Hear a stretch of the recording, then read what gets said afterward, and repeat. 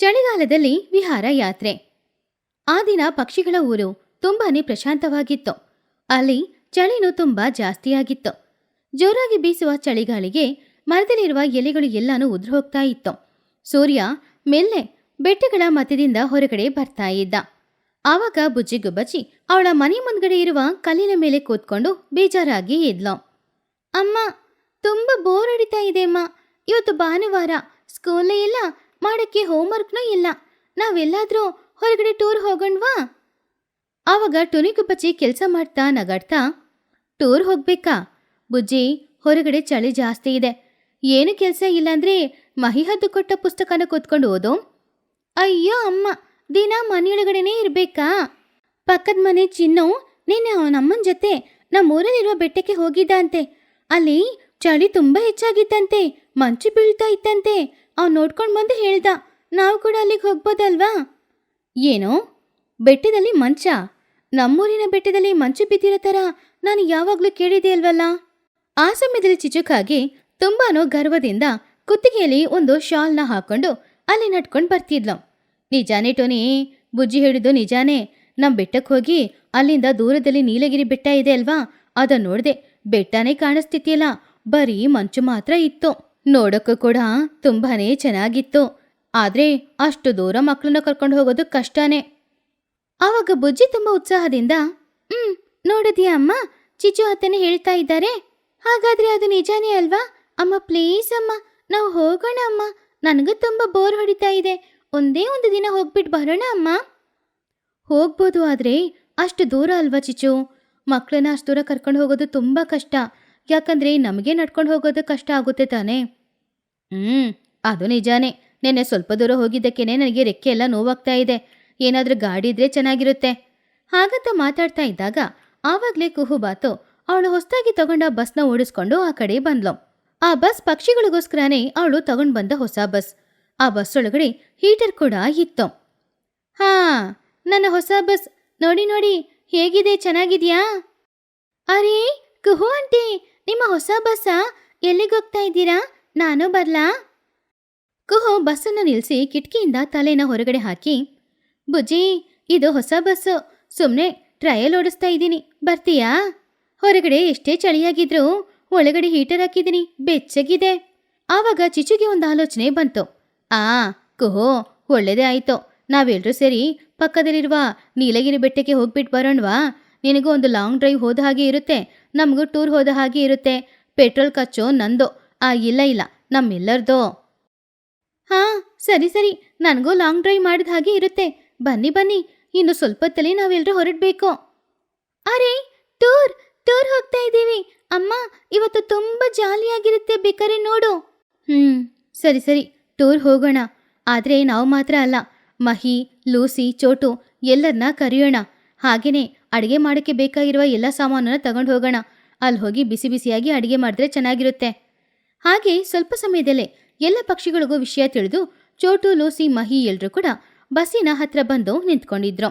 ಆವಾಗ ಮಹಿ ಹದ್ದು ಎಲ್ಲ ಪಕ್ಷಿಗಳನ್ನ ನೋಡಿ ಹೋಗೋದ್ಕಿಂತ ಮುಂಚೆ ಅವ್ರಿಗೆ ಕೆಲವು ಎಚ್ಚರಿಕೆ ವಿಷಯಗಳನ್ನ ಹೇಳ್ತಾ ಇತ್ತು. ಇಲ್ಲಿ ನೋಡಿ, ನಾವು ಹೋಗ್ತಾ ಇರೋದು ಟೂರ್ಗಲ್ಲ, ಬೆಟ್ಟಕ್ಕೆ. ಬೆಟ್ಟದ ಮೇಲೆ ಚಳಿ ತುಂಬ ಜಾಸ್ತಿ ಇರುತ್ತೆ. ಎಲ್ಲರೂ ಸ್ಕಾರ್ಫ್, ಟೊಪ್ಪಿ ಎಲ್ಲಾನು ತಗೊಳ್ಳಿ. ಆಮೇಲೆ ಟುನಿ, ಚೋಟು ಅಡುಗೆ ಮಾಡೋಕ್ಕೆ ಬೇಕಾಗಿರೋ ಸಾಮಾನು ತಗೊಳ್ಳಿ. ಹೌದೌದು, ಅಲ್ಲೋಗಿ ಬಿಸಿ ಬಿಸಿಯಾಗಿ ಅಡುಗೆ ಮಾಡಿ ತಿನ್ನಬೇಕು. ಟುನಿ ತುಂಬ ಚೆನ್ನಾಗಿ ವೆಜ್ ಬಿರಿಯಾನಿ ಮಾಡ್ತಾಳೆ. ಅವಳು ಮಾಡೋ ಬಿರಿಯಾನಿನ ನಾವು ತಿನ್ನೋಣ. ಹಾಂ ಸರಿ ಸರಿ, ವೆಜ್ ಬಿರಿಯಾನಿ ಮಾತ್ರ ಅಲ್ಲ, ಪಾಯಸ ಕೂಡ ಮಾಡ್ತೀನಿ. ಅಲ್ಲಿ ಬಿಸಿ ಬಿಸಿಯಾಗಿರುತ್ತೆ ಅಲ್ವಾ? ಹಾಗಾದರೆ ನಾನು ತರಕಾರಿ ಕಟ್ ಮಾಡಿ ಕೊಡ್ತೀನಿ, ಬನ್ನು ಕತ್ತಿ ತಗೊಂಡು ಬರೋ. ಹಾಗೆ ಎಲ್ಲರೂ ಬಸ್ಸಲ್ಲಿ ಹತ್ತಿ ಕೂತ್ಕೊಂಡ್ರು. ಕುಹುಬಾತು ಡ್ರೈವಿಂಗ್ ಸೀಟಲ್ಲಿ ಕೂತ್ಕೊಂಡಿತ್ತು. ಬುಜ್ಜಿ, ಬನ್ನು, ಚಿನ್ನು 3 ಜನ ಹಿಂದ್ಗಡೆ ಆ ಕಿಟಕಿ ಹತ್ತಿರ ಹೋಗಿ ಕೂತ್ಕೊಂಡ್ರು. ಹಾಗೇನೆ ಎಲ್ಲರಿಗಿಂತ ಮುಂಚೆ ಚಿಚು ಕೂತ್ಕೊಂಡು, ರೈಟ್, ನಾನೇ ಕಂಡಕ್ಟರ್, ಟಿಕೆಟ್ ಪ್ಲೀಸ್ ಅಂತ ಹೇಳಿದ್ಲು. ರೆಡಿ, ಗಾಡಿ ತೆಗಿತಾ ಇದ್ದೀನಿ, ಎಲ್ಲರೂ ಸೇಫಾಗಿ ಕೂತ್ಕೊಳ್ಳಿ. ಹಾಗಂತ ಹೇಳಿ ಕುಹು ಗಾಡಿನ ಡ್ರೈವ್ ಮಾಡೋಕ್ಕೆ ಶುರು ಮಾಡಿದ್ಲು.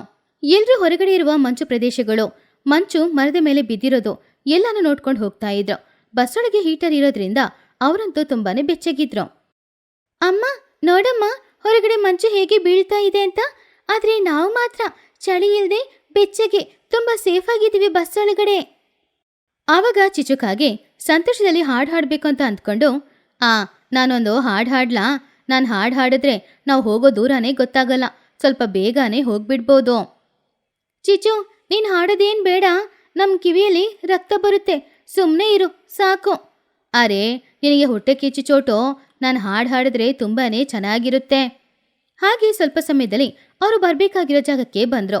ಬಸ್ಸು ನೀಲಗಿರಿ ಬೆಟ್ಟದ ಮೇಲೆ ಬಂದು ನಿಂತ್ಕೊಳ್ತು. ಅಲ್ಲಿ ಒಂದು ಮೈದಾನ ಇತ್ತು. ಅದರ ಸುತ್ತ ಬೆಟ್ಟ ಇತ್ತು.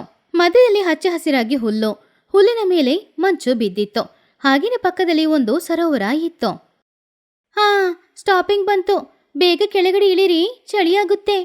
ಹಾಗೆ ಎಲ್ರೂ ಕೂಡ ಬಸ್ಸಿಂದ ಕೆಳಗಡೆ ಇಳಿದಾಗ ಬೆಚ್ಚಗಿದ್ದ ಜಾಗದಲ್ಲಿ ಇವಾಗ ಚಳಿಯಾಗಿ ಗಾಳಿ ಬೀಸ್ತಾ ಇತ್ತು. ಅಮ್ಮಯ್ಯ, ನನಗೆ ಹಸುವಾಗ್ತಾ ಇದೆ. ಟೋನಿ, ಬೇಗ ಬಾ, ಅಡಿಗೆ ಮಾಡೋಣ. ಇಲ್ಲಾಂದ್ರೆ ನನ್ನಿಂದ ಹಸುವು ತಡ್ಕೊಳಕ್ಕಾಗಲ್ಲ. ಹಾಗೆ ಪಕ್ಷಿಗಳೆಲ್ಲರೂ ಅಡಿಗೆ ಮಾಡಕ್ಕೆ ಬಂದ್ರು.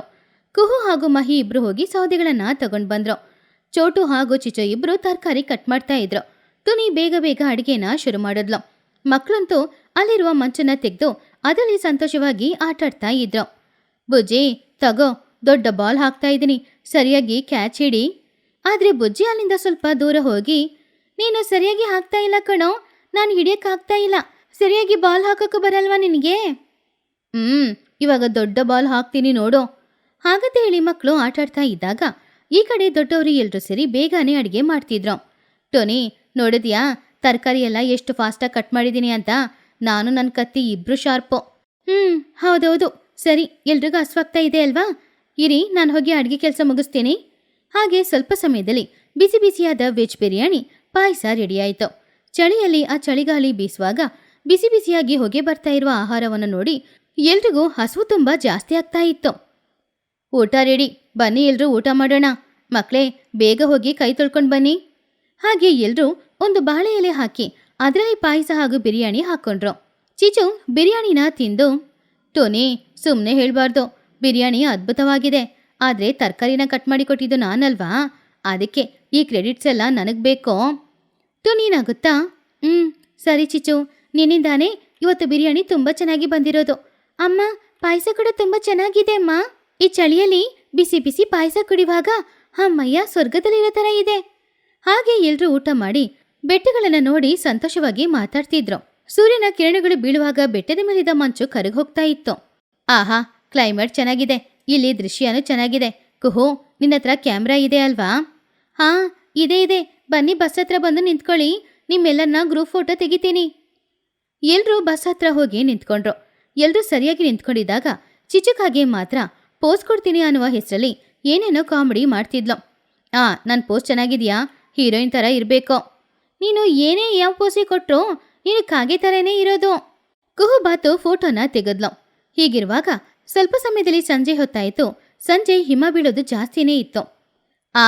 ರಾತ್ರಿ ಆಗ್ತಾ ಇದೆ, ಚಳಿ ತುಂಬಾನೇ ಹೆಚ್ಚಾಗುತ್ತೆ. ಬನ್ನಿ, ಬಸ್ಸಲ್ಲಿ ಹತ್ಕೊಳ್ಳಿ, ನಾವು ಬೇಗ ಊರಿಗೆ ಹೋಗೋಣ. ಹಾಗಂತ ಹೇಳಿದಾಗ ಪಕ್ಷಿಗಳೆಲ್ಲರೂ ಬಸ್ಸಲ್ಲಿ ಹತ್ತಿ ಕೂತ್ಕೊಂಡ್ರು. ಹೀಟರ್ ಇರೋದ್ರಿಂದ ಬಸ್ಸಲ್ಲಿ ಬೆಚ್ಚಗಿತ್ತು.